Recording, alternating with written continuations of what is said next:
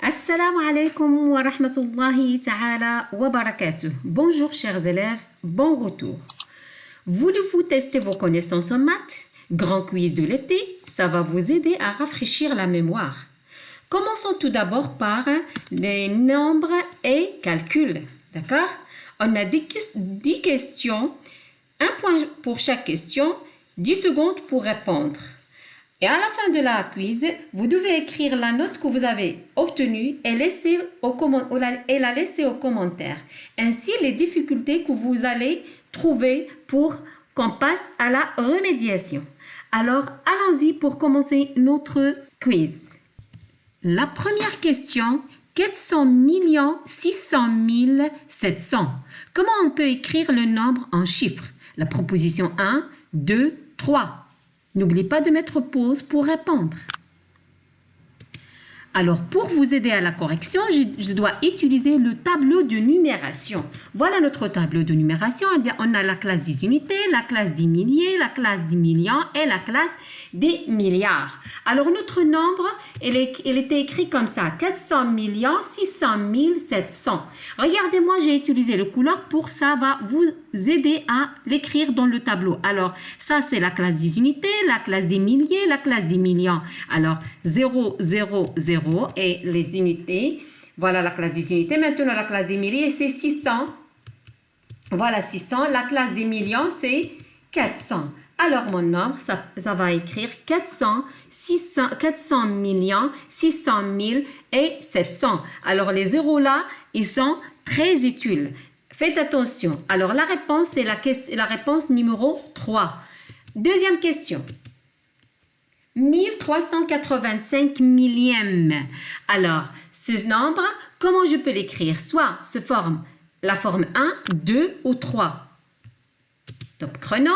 Maintenant, passons à la correction. 1385 millièmes.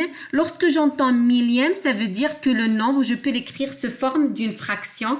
Elle est sur très bien, elle est sur 1000. Donc, c'est 1385 sur 1000. Combien j'ai des euros ici? J'ai 3 zéros. Alors, dans ce cas-là, mon chiffre, il aura 3 chiffres après la virgule. Alors, le nom c'est 1,385.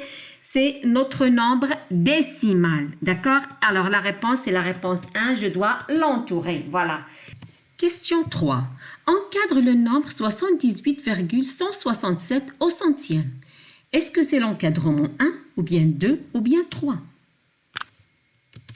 Alors, pour encadrer le nombre 78,167 au centième, je dois écrire mon nombre et voir que c'est 78, c'est la partie entière, et 167, c'est la partie décimale.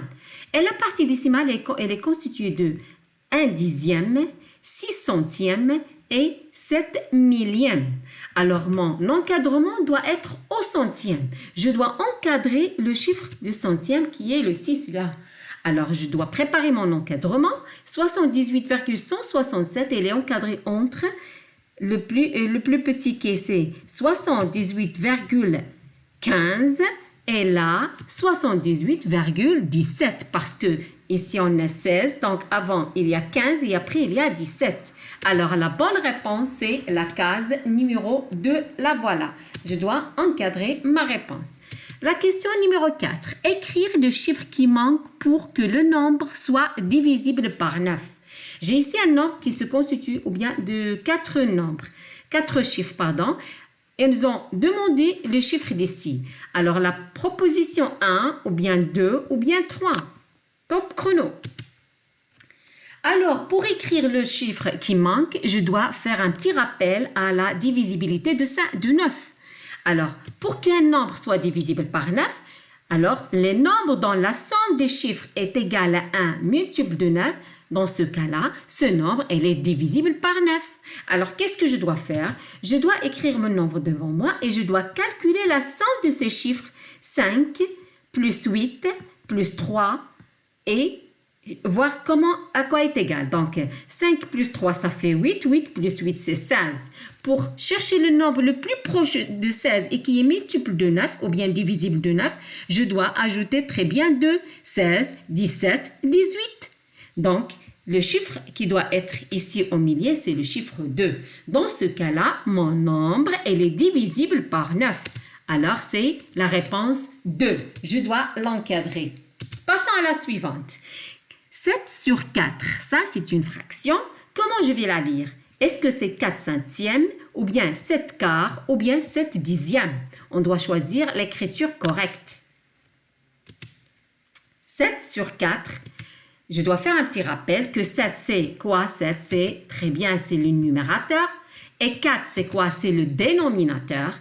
Alors, pour lire une fraction, on va voir ça, c'est le nombre de parts et ça, c'est la totalité de parts. Alors, j'ai combien de parts? J'ai 7 par 4. Donc, c'est le 7 quarts. Il va se lire le 7 quarts et c'est la réponse numéro 2.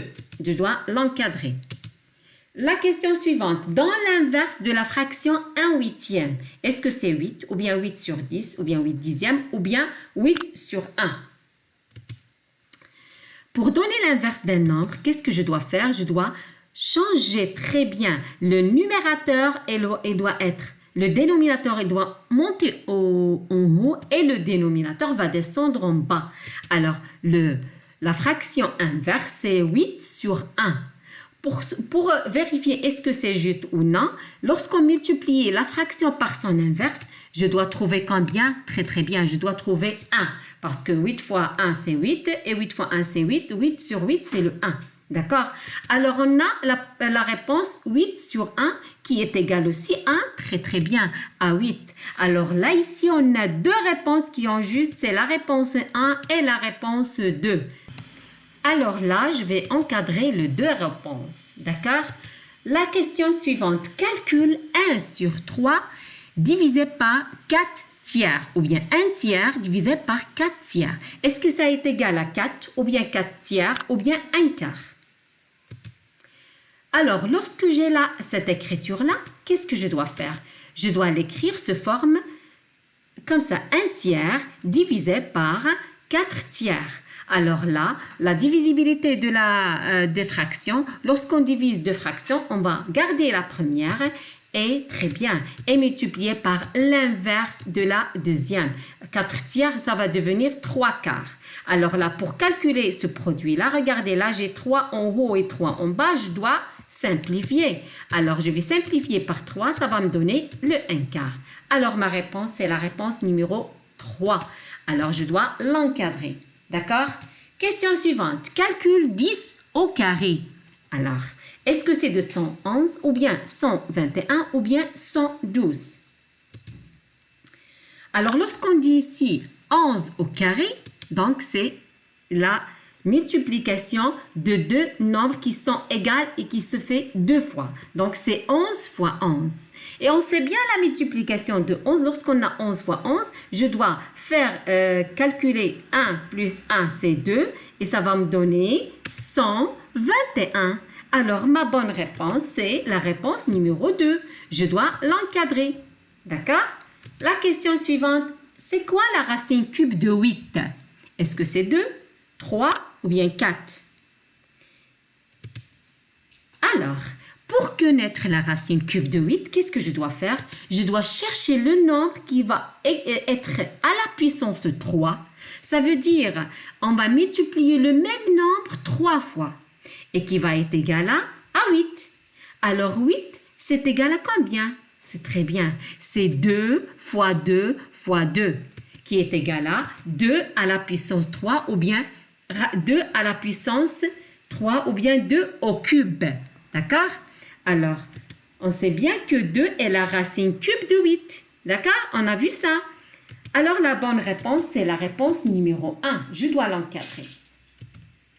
Maintenant, le dernier exercice ou bien la dernière question, c'est un petit problème. Selim achète un pull à 100 dirhams et des chaussures valent 70 dirhams de plus que le pull. Et un blouson vaut 3 fois plus cher que les chaussures. Quel est le prix des chaussures et du blouson? D'accord? Essayez de lire le problème 2-3 fois pour comprendre le problème. Et après, vous choisissez la réponse 1, ou bien 2, ou bien 3. Alors, je vais relire encore le problème. Salim a acheté un pull à 100 dirhams. Alors, le pull est à 100 dirhams. Et des chaussures valent 70 dirhams. De plus que le pull. Alors, il a acheté des chaussures qui coûtent plus cher, plus de 70 dirhams que le pull qui est à 100 dirhams. Et à la fin, il a acheté un blouson qui coûte 3 fois plus cher que les chaussures. Alors, quel est le prix des chaussures et du blouson? Alors, commençons par les chaussures. Qu'est-ce qu'on a dit?